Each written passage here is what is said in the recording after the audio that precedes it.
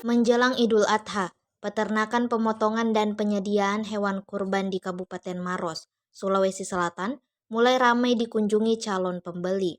Namun, para peternak mengaku penjualan tahun ini tak seramai tahun lalu.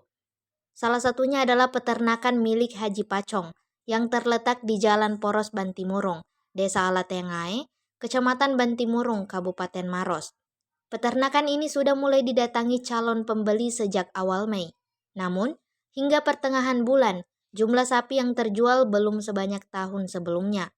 Ia menyebut ada 3 jenis sapi yang disediakan di peternakannya, yakni Limousin, Simmental, dan Bali. Menurutnya, jenis sapi Bali menjadi yang paling banyak diminati karena harga yang lebih terjangkau dan ukurannya yang sesuai kemampuan mayoritas pembeli. Menjelang hari raya, pihaknya juga meningkatkan persiapan, mulai dari menjaga kebersihan kandang, pemberian pakan berkualitas, hingga pemeriksaan kesehatan hewan secara berkala. Vaksinasi juga sudah diberikan bekerja sama dengan puskeswan setempat.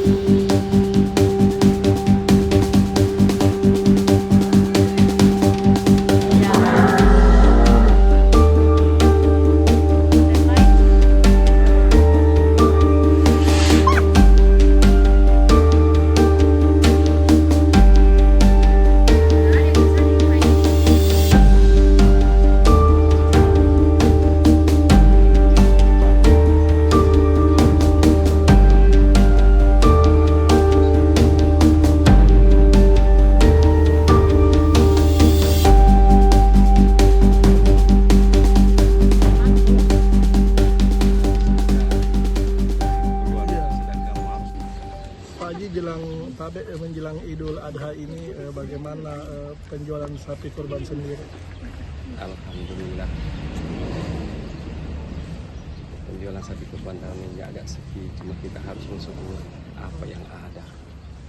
Kalau tahun lalu biasanya sampai laku berapa? Kalau tahun lalu ya lebih 100. Tahun ini?